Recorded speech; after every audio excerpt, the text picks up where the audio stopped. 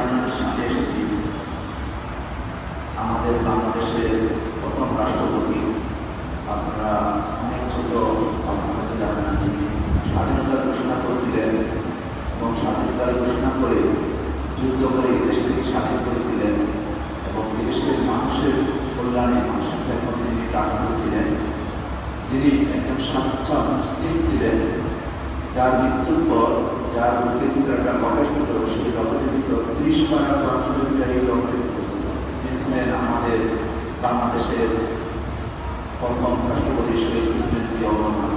30 তারিখ ওনার শাহাদাত বার্ষিকী চলে গেছে। উনি ইহুদাতে চলে গেছে। দেশি বিদেশি ষড়যন্ত্রের কারণে তিনি শাহাদাত বরণ করেছেন। তার আত্মার মাগফিরাতের জন্য, তার পরিবারের জন্য দোয়া চাইতে আপনাদের কাছে এসেছি। তিনি এমন এক ব্যক্তি ছিলেন যার সব কর্মে ছিল ইসলামের খেদমত করা।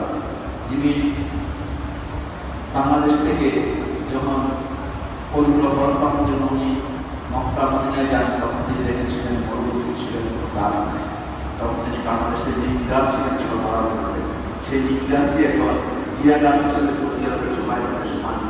আর আপনার সেই নিম গাছটি জিয়া গাছ হিসেবে সেখানে দাঁড়িয়ে আছে।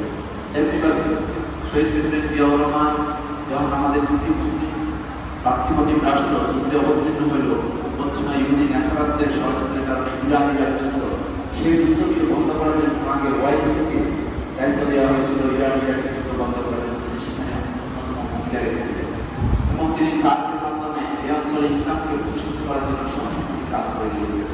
সেটা আপনার সহধর্মিণী বেগম খালেদা জিয়ার যে বিভিন্ন বইতে আমরা দেখতে পেয়েছি, তিনি যে 5 ওয়াক্ত নামাজ আদায় করতেন, রাষ্ট্র কাজে যত ব্যস্ত থাকতেন, রাতের বাসায় গিয়ে গভীর হলেও কোরআন তেলাওয়াত করতেন। এই ব্যক্তি দেশের জন্য আগামী দেশের মানুষের জন্য যতদিন বেঁচে ছিলেন ততদিন কাজ করছিলেন। সেই জন্য আমার জন্য আমরা মন করে দোয়া করবো, আপনাদের কাছে দোয়া চাইতে এসে আপনারা সবাই দোয়া করবেন। এই কিছু বেশি বলার কিছু নাই, আপনাদেরকে জানতে হবে, বুঝতে হবে, যারা দেশের জন্য কাজ করে, যারা ভালো মানুষ, তাদের জন্য আমরা দোয়া করবো, তাদের পাশে এমনি তবে এখন খালেদা জিয়া ওনার সহযোগী এদেশের মানুষের জন্য সবসময় কাজ করেছে। তিনি প্রথম প্রজা যে মানুষের ছাত্রদের সাথে দেশের তিনি প্রথম প্রজা সহযোগিতা বেগম খালেদা জিয়া। তিনি আমাদের সাথে সবসময় পরামর্শ করেছিলেন, সবসময় তিনি ইসলামিক চিন্তাবিদদের সাথে কথাবার্তা বলেন, চিন্তা করেন। এই যে দেখেন বিগত সময়ে যে দেশ থেকে পালিয়ে গেছে বিগত এই হাসিনা সরকার, যে তার পুলিশ বাহিনী আল্লামা শফিকুল ইসলাম শফি সাহেবকে গ্রেপ্তার করে নির্যাতন করার পর বলছিল যে খালেদা জিয়ার সঙ্গে একটা খারাপ থাকার জন্য করার জন্য খালেদা জিয়াকে একটা গায়ে দেয়, আমাকে হাজার নির্যাতন করতে হবে, এই নারীর সঙ্গে কোনো খারাপ কথা বলবো না, খালেদা জিয়ার সঙ্গে খারাপ কথা বলবো না।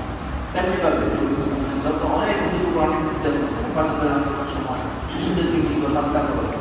তো আমরা চাই না বাংলাদেশ এই সময় আর আসে, বাংলাদেশটাকে আমরা ভালোভাবে আমাদের আমরা ভালো চাই। এখানে ইসলাম যাতে সংগঠন থাকে, ইসলামের বিজয় পতাকা যাতে সংগঠন থাকে। কারণ এই দেশই আমাদের প্রতিবেশী হিন্দুত্ববাদী রাষ্ট্র, সবসময় আমরা আমাদের ইসলামকে ধ্বংস করার জন্য তাদের বিভিন্ন যে সমাজে ব্যয়াপনা বেড়াপনা, যে তাদের হিন্দু কালচারের যে সংস্কৃতিগুলো স্কুলে যে রং খেলা বিভিন্ন জিনিসগুলো চালু হচ্ছে, সেগুলোকে আমাদের করতে হবে, আমাদের দেশকে আমাদের মতো আমাদের দেশকে তৈরি করতে হবে। সেটা আপনারা আমরা সবাই মিলে এই দেশটাকে আমরা সবাই আমাদের বিরুদ্ধে বার্তা তিনি ইসলামের জীবনে সবসময় কাজ করছে, তিনি কাজ করেছে। তিনি যদি দেশে ফিরে আসে, দেশে ফিরে এসে সুস্থ করে দেশে ফিরে দেশের মানুষের প্রধান কাজ আমরা আপনাদের কাছে সেই দোয়াটাই চাই। সবাইকে শহীদ প্রেসিডেন্ট জিয়াউর রহমানের জন্য দোয়ার আহ্বান জানিয়ে আমি আমার শেষ করলাম।